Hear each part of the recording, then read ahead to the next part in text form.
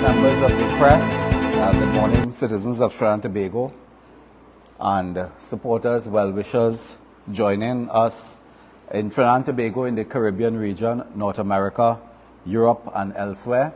And welcome to our Sunday morning press conference being held at the headquarters of the United National Congress in Chaguanas, Trinidad.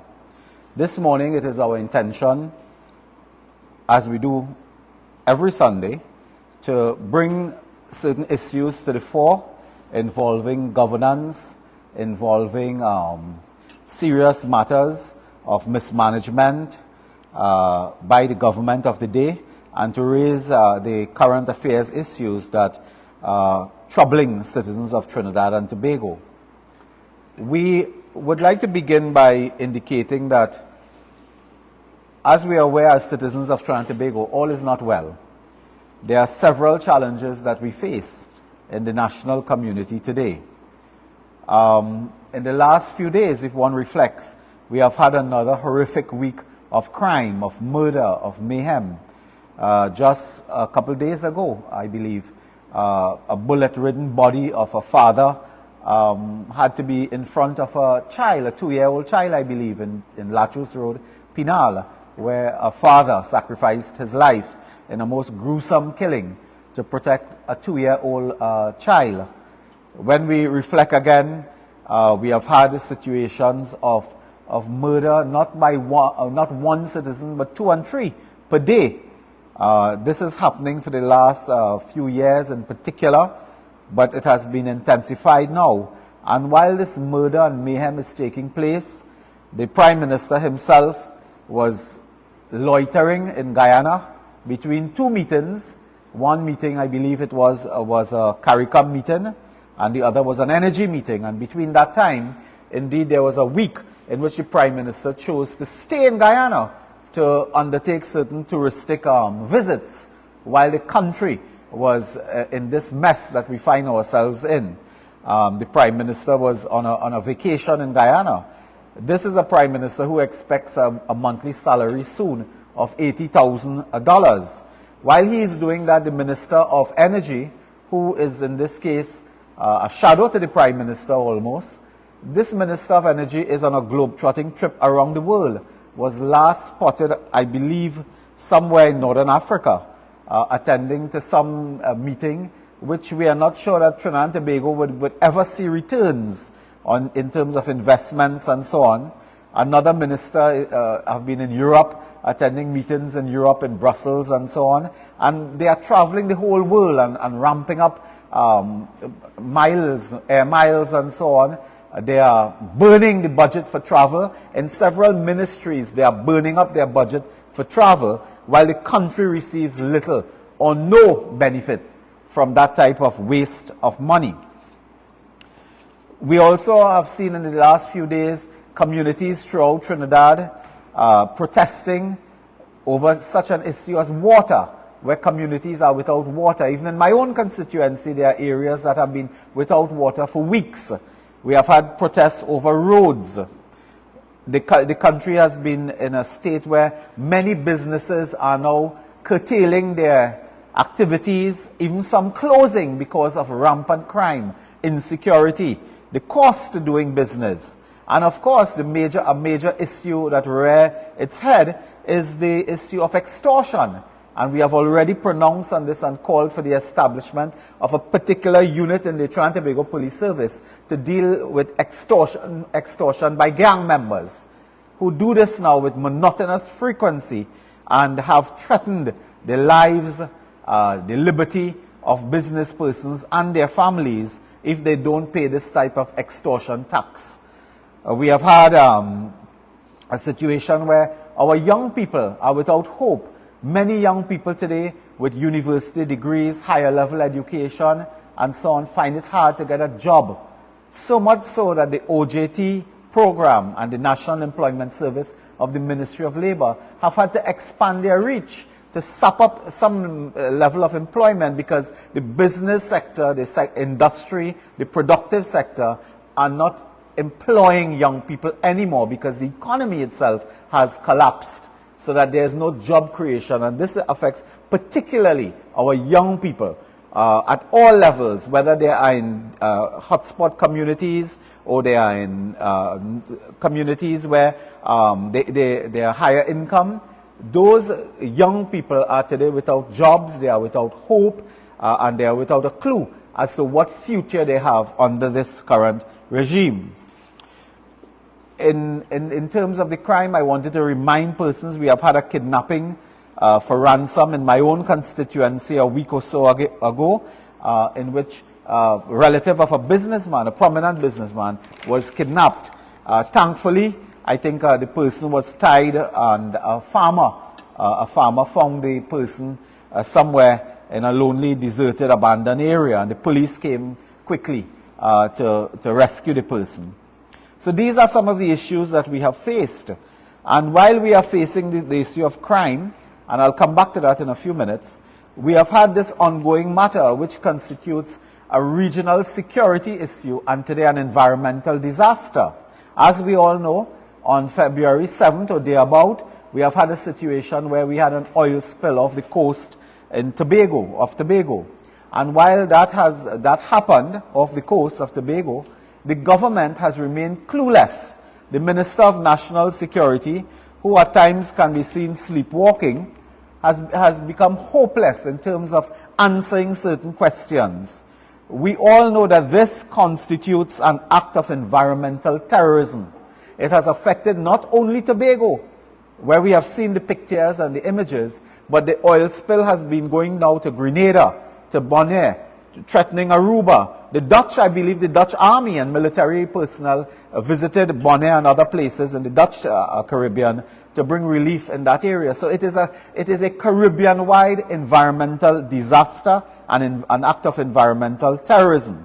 Today, brothers and sisters of the press, we had to depend on a newspaper today, I believe it's the Sunday Guardian, to see oil spill secrets, in which there is something of an expose, very lengthy indeed, which brings together two investigative arms of journalism, one the Guardian Media and one, I believe, Bellingcat from the European territory, I believe is the Netherlands.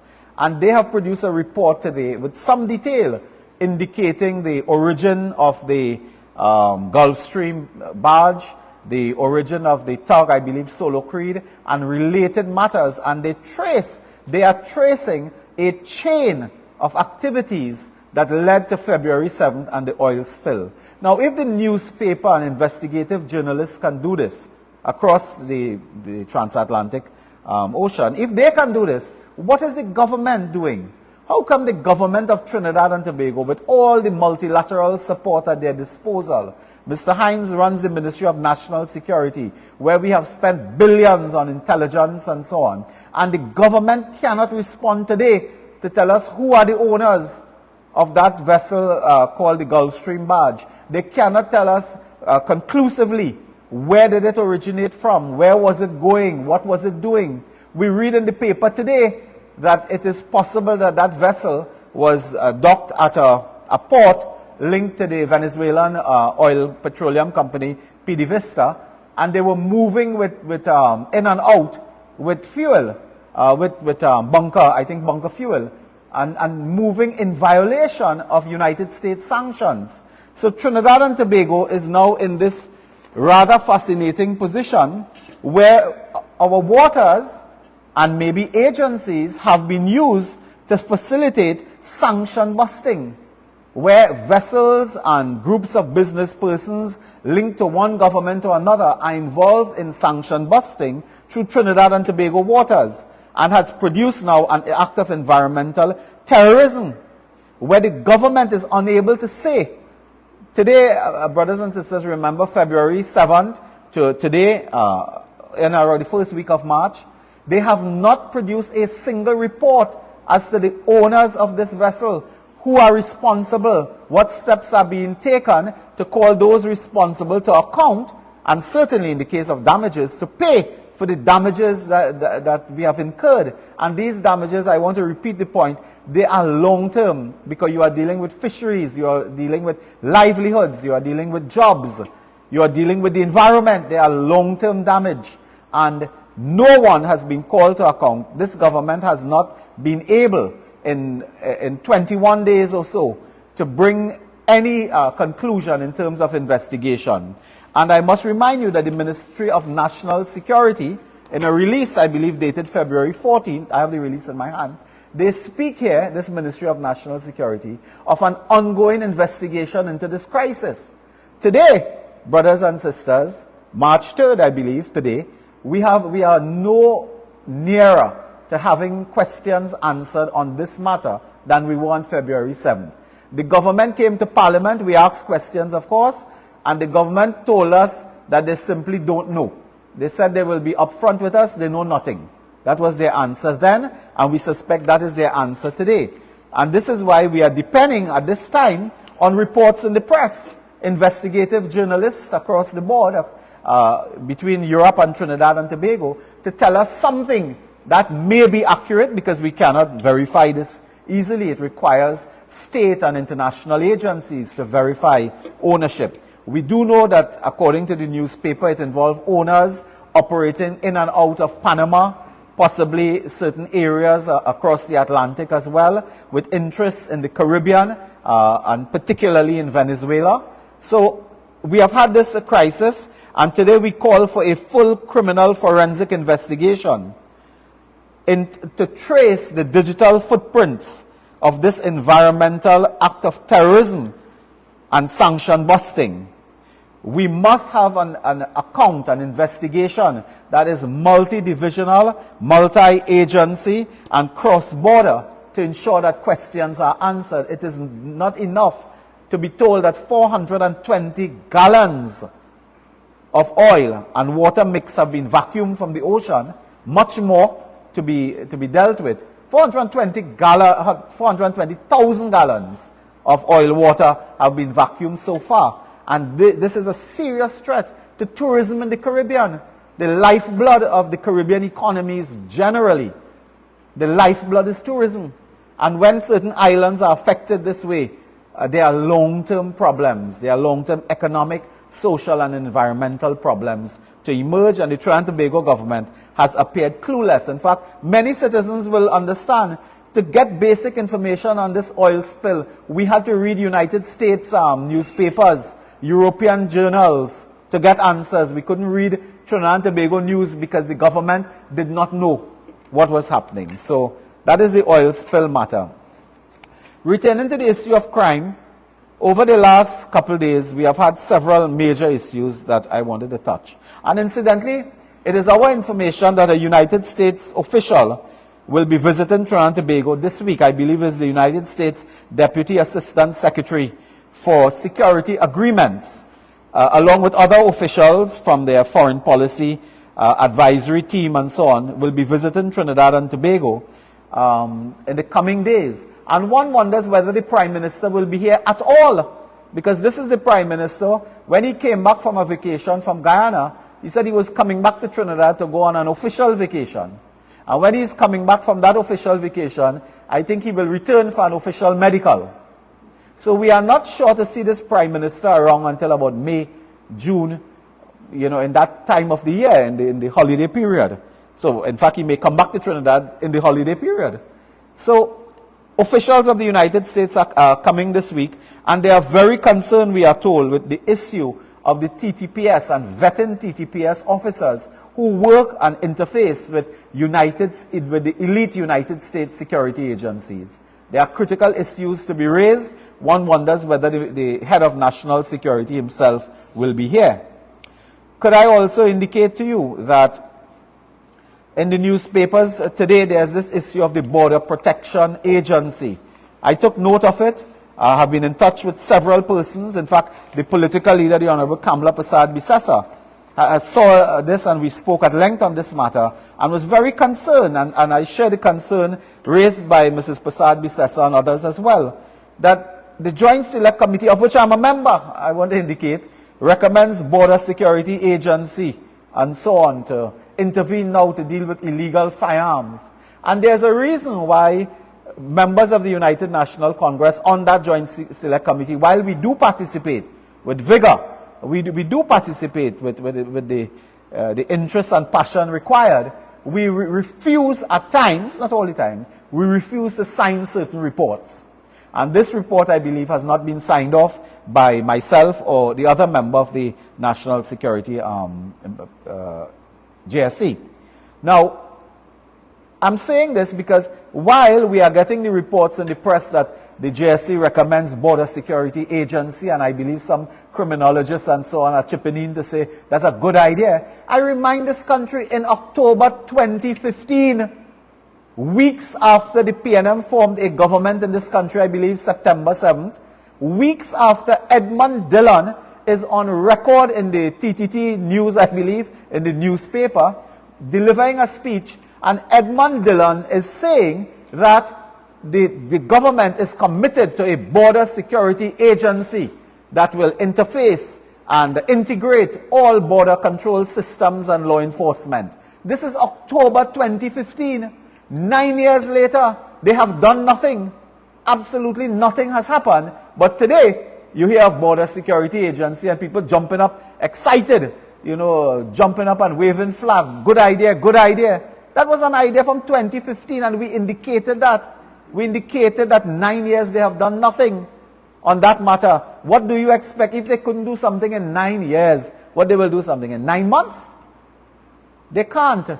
They are incapable and incompetent. So none of us on this side are excited about this creation of Border Security Agency, which was promised by Mr. Dillon in October 2015, and nothing has happened, and nothing will happen. While that is happening, 5 fishermen have gone missing, and off, I believe, Cedros. The Minister of National Security knows nothing, says nothing, and does nothing. And he's very consistent in that. He says nothing, he knows nothing, and he does nothing. He says, well, the Coast Guard looking. But the Coast Guard, it is reported in the newspapers, the Coast Guard told the family that their vessels are not working. And on that note, I believe the Trinidad and Tobago Coast Guard should appear before a Joint Select Committee on National Security now to account for their assets. How much are functional? How much are not functional? Because we believe that there are serious critical problems with the Coast Guard as it relates to maintenance of the existing vessels and having the human resources, the manpower, to actually manage those vessels and have them functioning at optimal capacity. This is a very serious issue because we are always being told you have 6 Damian vessel, you have Austral vessel, you have this vessel. In fact, the ordinary citizen is lost when you talk about how much vessel the Coast Guard have. But how much are actually functioning? We don't know. And when situations like this happen, we are told that the hunters must put $600 gas in a boat and go out in the sea to look for fishermen. The Coast Guard. So what the Coast Guard is doing? What are they really doing? And they must now account to the national community by way of a Joint Select Committee intervention. And a very bizarre matter developed in the last few days. I believe it was Thursday, the 29th of February, where there's a report in the newspaper, I believe in one of the newspapers, had a report that spoke to this issue of a graveyard of bones discovered at Sealots. Off Sealots, and it was reported on Saturday the 2nd, but it is the February 29th, a gruesome discovery was made. After lawmen acted on information, journey a quarter of a mile into the swamp, which runs along the Gulf of Paria, at a place called commonly Dog Island, which is located off Production Drive, Sealots. And having gone through marshland and horrible conditions and so on, the party of officers discovered a macabre scene of human bones across the mangrove. Now, this is something you watch in the American TV series called Bones, where you sometimes see in thriller movies, they discover a makeshift graveyard behind someone's house who killing people for 40 years or something like that. This is reality. When I saw this, I assumed it was fake. And then on inquiry from the police themselves, I understand there is some truth in it. And they have discovered bones across the mangrove. They found the remains of a body hanging from a tree. And if you don't have a good stomach or heart, or you just had breakfast, I ask you to turn away from the camera now. Because I actually have in my possession this gruesome photograph, which some of you may not want to see, but I will show it for those who are interested. This really is a photograph of the body found hanging from a tree in the mangrove. This really looks like a scene from these American horror thrillers that we are accustomed to when we were growing up. This is Trinidad and Tobago, and we are told by the police that when they found the decomposing body, they had a gunshot in the head. It showed that the person was shot in the head, and some police intelligence are suggesting that they were actually shot in the head while they were hanging and still alive. This is gruesome. This is brutal. This is horrific. This is Trinidad and Tobago. Under Keith Rowley, Fitzgerald Hines, Teotiong, and others, that we would find this kind of horrible development, and a killing field located really, I think about 5 kilometers from Port of Spain city center, that this will be happening. And it speaks to several issues, the collapse completely of law enforcement. It speaks to the issue of what the criminal intent involved when people believe that they can do this and get away with it. So, members of the press, these are very, very serious matters engaging the attention of citizens. And I remind you, it was just about a month and a half ago, the Prime Minister came back to Trinidad, I believe, to change his clothes and leave again, made a speech and said we are giving $100 million to the Defense Force for an intervention in hotspots. What has happened to that? We said that we did not support that. That was taking money literally and throwing it to gangs. Where are you going to get retired Defense Force men and women to come back? Where are you going to get them to come back and go where? Which retired Defense Force officer going in a hotspot, going in a place where a body like this could be hanging, and they are going to deal with crime? This is unworkable, and they were using that money to throw away to the gangs, to give the gangs. But this morning we want to bring hope. We have outlined a comprehensive plan to deal with crime. Mrs. Prasad Bisesa has spoken, I believe now for about 8 years or more, on this issue of crime and policies. We have outlined enormous policy, whether it is stand your ground policy, dealing with extortion, dealing with home invasion, dealing with cybercrime. We have outlined those policies, and we are convinced that we, in the United National Congress, we will return law and order to Trinidad and Tobago, and we will do it in quick time. It will not require a long time. We have said before, in 6 months, we can at least make a dent. In 6 months, we can make a dent. We can deal with the criminal activity in 6 months, not reduce dramatically necessarily, but on 6 months, we should be able to confront this crisis. It is time to secure you. It is time to secure your family. The time is coming to remove the PNM. And we have to return law and order. There is no economic development without law and order. And we must be very clear on that issue. More will be said, I believe, on that in the coming days. But while this is happening, I want to indicate to the national community, while this is happening, the government is busy doing some very strange and suspicious things. And I will indicate one area at this time. They are involved now, the PNM and the political leader, they are involved in a political campaign. And this party is involved in a campaign using resources of the state. We are told that they are building a war chest for the general elections, and part of it is giving out hundreds of millions of dollars through 2 agencies in particular, many, but 2 I'd like to raise this morning. The Rural Development Company and the Palo Seco Agricultural Enterprises Limited Company. What is very curious is that we have new procurement laws in place, which they resisted for 9 years, I think. We have new laws in place. It requires state enterprise to put on their website their list of work for the year, what they intend to do for the year that requires procuring goods and services over a certain amount, over a certain threshold. I have in my hand a printout from the website of Palo Seco Agricultural Enterprises Limited. This is a printout from their own website. This speaks of everything that they are going to procure for this year, including auditor services, supply of computer equipment, delivery of office furniture, software systems, planning systems, infrastructure projects for and on behalf of the Ministry of Agriculture in various areas, and so on. You know, this speaks nothing to roads, to drainage. Absolutely nothing to roads and drainage. But the Palo Seco Agricultural Enterprises Limited is on the way to tendering for $300 million in roads and drainage, while this is not published on their website, in breach of the procurement laws. That is what they are up to. And we are told it is a select group of companies that are tendering and receiving awards across the board, not only Palo Seco, across the board. And those companies have links to the PNM and the Balize House project and funding the PNM in the next election. One or two from South Trinidad as well, which we know well. They are involved in siphoning monies through companies to the government, the PNM, to fund their election campaign.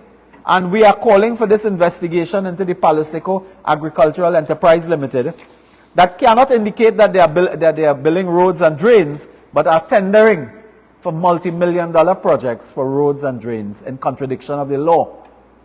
The Rural Development Company, we believe that has gone rogue as well. They are giving out contracts left, right, and center without proper tendering, without proper supervising in some cases. In some cases where they undertake projects, we are told that is substandard work. We have called before for an investigation into the Rural Development Company. So between the Palo Seco and the Rural Development Company, they are moving with about $500 million or more in contradiction to the law, and they are siphoning it out to the ruling party of the day to fund their upcoming general elections campaign. And we'll have much more to say. We have indeed filed some questions in the Parliament and elsewhere to deal with this matter of the abuse and the theft of government funds using state enterprises to do so. I also wanted to raise one matter before I close this segment, and that had to do with another very serious matter that is in the national domain today. And I raised the matter, this matter. It is in the Express newspaper of today. I won't be gagged. And in a nutshell, without me reading the entire thing, is that a former high-level official of Neil and Massey Holdings, I believe it was, former high-level official of Massey Holdings, indicated that at some time ago that there were serious problems arising out of bad governance, arising out of waste of funds, very suspicious, almost macabre as well, developments where the person indicated that they were spending money to send people to train abroad to talk to the dead, in a nutshell. I haven't been engaged in that, but what I can say is that whatever that might be, that is not for a company that has a 40% shareholding of a government. The taxpayer funds 40 cents on the dollar of Massey through, I believe it is National Insurance Board, investment into Massey. So that when we look at Massey, unless I am mistaken, we are also looking at taxpayers' funding in some form or fashion. And we are told that this is a complete crisis now, where they have undertaken to have an engagement, an investigation, involving, incidentally, I believe, the first gentleman of the country, who is an attorney at law, investigating this matter. And they are investigating and has asked that the person who is the center of the controversy silence herself in terms of the conduct of the investigation. She has refused. But this private sector entity has questions to answer as to their use of funds, as to what kind of macabre and bizarre type of training they are involved in. This company, Massey, is involved in running supermarkets and so on in hotspots areas of Trinidad and Tobago, or in relative short distances from hotspots. In hotspots area, I think about 2 or 3 young boys are killed a day. So you have 3 souls transitioning a day. They send people abroad to talk to people who transition. So They should have been in touch with their local communities and contributing towards anti-crime initiative, contributing towards education and training, contributing towards development in the local communities rather than wasting millions and billions of dollars. And there were other stories related to this. I want to remind you, I believe it was the former CEO, if I'm not mistaken, who in an article, shareholders concerned about bonuses to Massey executives, dated February 18, 2024 as well, where they were concerned that the president and group chief executive officer had left the company and had received, I believe, a bonus of in excess of $100 million. In excess. And these are serious concerns as to what type of bonus executives could be receiving. Bearing in mind the state has some interest in this. The government has interest in this. The taxpayer has interest in this. At a time when people cannot get water, at a time when people cannot get a pothole fix. Imagine in this country now, humanitarian efforts are afoot to fix potholes. That's where we are. Humanitarian efforts are afoot to fix pothole. You are giving CEOs $100 million in excess as bonuses. And as I say, connected in some form or fashion to the state. While in those companies, some of them, they struggle to even pay the minimum wage to workers. They are downsizing, firing low-income workers. And this is the situation that we face, so that they are not investing in young people. They are not investing in the hotspot communities as required in terms of business, in terms of jobs, in terms of income transfer. But they are giving themselves huge bonuses. And they are sending people to be trained in speaking to the dead. That is a serious matter that we will keep on top of and continue to raise, because as we believe this concerns not just the private sector, but it concerns the management of state funds in one way or another. These are some of the issues we wanted to raise this morning to indicate that all is certainly not well. And in closing, I would say that you must understand that elections is in the air. You must understand that elections are in the air when the PNM continues this type of rampant waste, mismanagement, and squander to siphon money for their war chest. The PNM, recently I saw a couple nights ago another disturbing story, where if it is true, it is horrible, and the PNM as a party has really fallen now lower than the white line on the road, where a councillor, I believe, in the Malik area in Samuel Lavantil is accused of going onto church grounds, I believe it was, and threatening persons on the church grounds by saying, I didn't come here to talk, I come to shoot. They are claiming in the newspaper or social media posting, it is a councillor in the Samuel Lavantil Regional Corporation. If that is so, it is unacceptable. It is unacceptable that persons who are elected, it is unacceptable that they will threaten young people or threaten anyone in this manner. So those are some of the issues.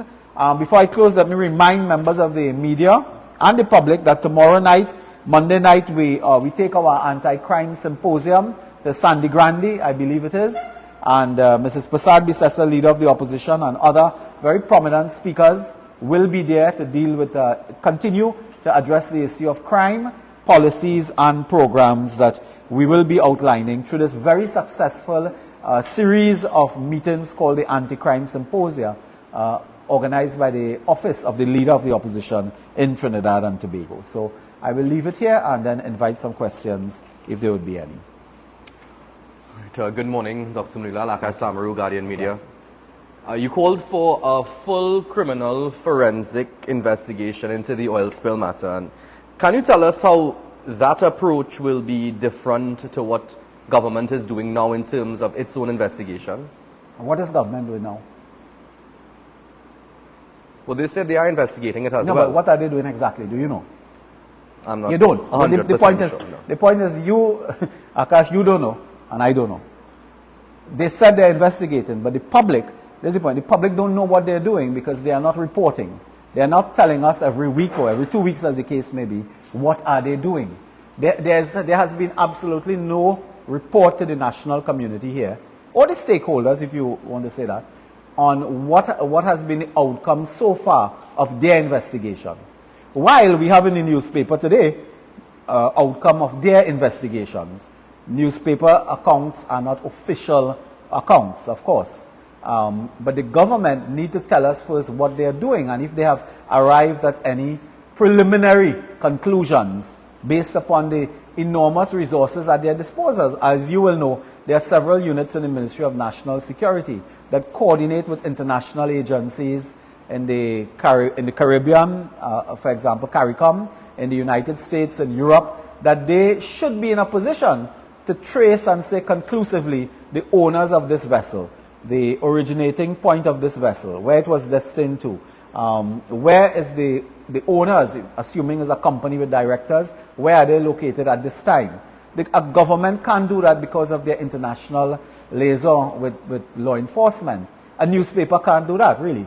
A newspaper can publish a certain amount of information with a level of accuracy, but you need official information, and to our account, as we said, we know absolutely nothing of what the government is doing at this time. How does a forensic investigation provide us with more transparency then? What you can do, okay, if you want to go into a micro kind of discussion, if you are in government, something like this occur, okay, it occurs, you could prevent it, but it occurs. You establish in the ministry a small team that works with the international community quickly, in real time, day by day, hour by hour, to track and trace vessels, owners, persons, because the persons must be alive and living somewhere. Who are they? What are they? When did it happen exactly?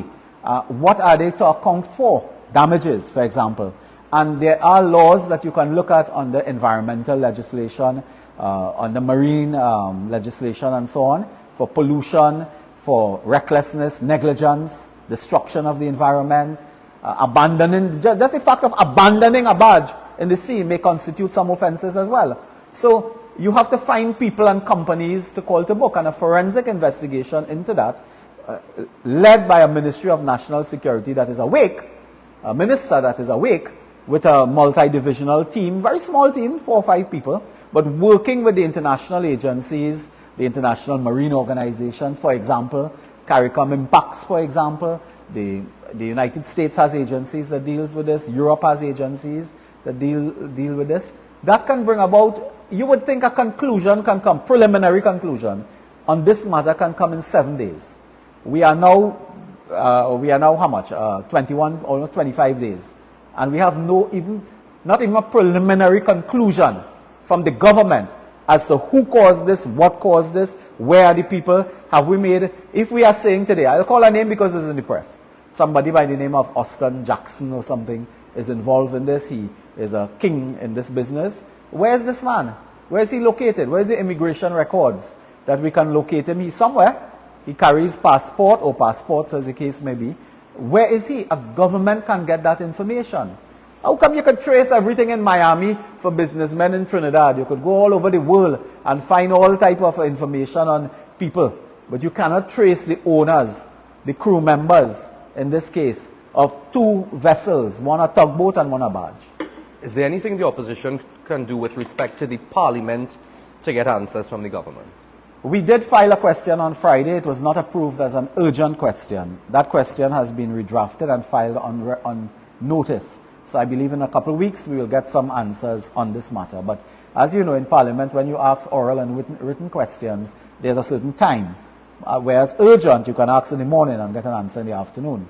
We did file an urgent. I did file the urgent question. It was deemed not to be urgent. So we expect in the coming days that Minister Hines must, in a way, answer in Parliament. With respect to the JSC report, sure. In compiling the JSC report, which recommended that the BPSA take over the security functions that are under the remit of the Customs and Excise, I was a member of that JSC that made that recommendation. Did you object it at the time? In compiling that report, I mean, these things takes, the discussion takes a long time. It takes a long time. Over the period, it would have been a year or so, at some time either myself or someone else in the JSC raised the issue that these matters were already in the public domain and already promised by government before. I can't tell you the exact date and time, but one of the reasons why, when we read these things, we are not prone to signing or to excitedly, jumping up with a flag in our hand, is because we know this is something promised 9 years ago. So this is not new. And it is really an act of hypocrisy, I believe, to come to fool the population at the 11th hour before a general election that you put in a border security protection agency in place while you promised that 9 years ago. I read the rationale for it. So therefore, if not the BPSA, what is your recommendation, therefore, for strengthening border security? We are not objecting necessarily to a border security authority or agency. Now, that requires significant legislative change. That's the first point. Because remember, customs and all these law enforcement agencies are governed by law.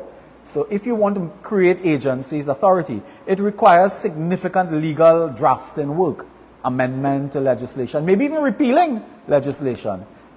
That requires time to do it. That will not take a few months. That takes a little time to do it. And while in principle, one can look and one is not disagreeable to new institutional arrangements. For example, this has to be seen within the context of the wider distinction we make in national security. Mrs. Prasad-Bissessar is on record as suggesting that national security be divided into different components, which is defense force and homeland security somewhat. And you have to work this new architecture in line with your wider institutional change. And that is a challenge. So in principle, there may be some element of positive advantage and so on over with the border security agency, because clearly we are not in a good place with the existing institutions. But having said that, this will not happen. It was promised 9 years ago. And what has happened here is that, for example, I remembered well now because I remember the tour of the customs and so on. One of the major problems is that they have no scanners, or one scanner working as the case may be, while they should have, let's say, 5. And when you ask what is taking so long to get a scanner for 3-4 years, we were told that every time they come close to obtaining a scanner procuring, the Ministry of Finance in particular changed the rules of procurement. So one day it was through Central Tenders Board. The next time it was through selective tendering. The next time it required somebody approval. When we asked the head of customs, why does it take 3 years to get a scanner? She said to us clearly, she said we would have gotten that in 6 months. But they kept changing the rules for procurement, and therefore we couldn't get it. Look, the mobile scanners in the Trinidad and Tobago Police Service, they were purchased. They had a demonstration using mobile scanners. After a while, they said we couldn't use it because of training. Then we couldn't use it because we don't think it's effective enough and so on. The port scanners can be purchased. If you can purchase 6 boats in Australia by visiting Australia one day, and in a few months you get 6 boats, why you can't purchase 6 scanners for the port? So there's something more, there's something deeper there. When we were in office, we also had the challenge with customs, with immigration and so on. A simple thing like canine security in the airport. It requires procuring more dogs. But they can't do that either. I mean, they can't procure a dog. You think they procure a scanner? So there's a complete breakdown in terms of their political will and whether they will do anything in the coming months. In fact, as I said, their main objective now is to build a war chest for the general election. My last question from me. Yesterday, the Progressive Empowerment Party pledged its support to the UNC and your leader. Have you all had discussions with them? And what will this partnership look like, if you can tell us? Well, what I can say is that the political leader, Mrs. Prasad-Bissessar, is on record last Monday, I believe it was, at a meeting in Caroni Central, I believe, is on record as calling upon all the political parties and generally the parties that are not in Parliament, which we commonly call here third parties, to unite around a common goal, common vision, common mission and principles, and to work together. I think that was a call that Mrs. Prasad-Bissessar has been making for years now. Not only now, but I think she reinforced it on Monday last. That call, we are happy that Mr. Philip Alexander, who I believe was the founder, if not the current leader, of the People's Progressive Party, has responded to that call in a press conference, People's Progressive Empowerment. They have responded to the call and they have responded, the PEP, they have responded to the call and has indicated that they will throw their weight, so to speak, behind the UNC and Mrs. Prasad Bisesa. So it's something that we welcome. It is something that requires further discussions by not just... But have there been any discussion so far? I have not been involved in any discussions, I can say that. But we welcome that. We welcome that move. We believe that that is in the right direction to go, given the crisis the country faces. And Mr. Alexander and others, not just Mr. Alexander, and others who may wish, to join us. We will, in the coming days, we must have discussions, not only with the People's Empowerment Party, the PP, but with other organizations as well who are willing and able. So it's a positive development for the country. And in the coming days, I believe that, more political entities and so on with interests in the country, with interest in removing the PNM, may well join. So that is all we can say at this time. Anything else? Any other question? Well, if there are no other questions, I will just repeat. I believe we have the to give the exact location of the anti-crime meeting. I believe it is in Sandy Grande, in Swaha College in Sandy Grande, tomorrow evening beginning at 6 p.m. That's very important, beginning at 6 p.m. the Swaha Hindu College at Sandy Grande, and we will be hearing from the Leader of the Opposition, the Honorable Kamla Prasad Bisesa, and others at that. Well, you hear it first on the press conference. I'm being told that the former Prime Minister of St. Lucia, Mr. Alan Chastanet, is in the jurisdiction, and the former Prime Minister of St. Lucia will be one of the other leading presenters at that meeting. So that is something that you want to attend. We, of course, encourage you to attend, to ask your questions, to raise your issues, to raise suggestions, and really bring to the fore the issues of crime, which the Prime Minister has duly ignored in all form or fashion in Trinidad and Tobago. So, members of the press, brothers and sisters, supporters all, I think we'll leave it at that for the moment. We look forward to your presence both at the physical location and on our various social media platforms tomorrow evening for our anti-crime symposium. Thank you and God bless.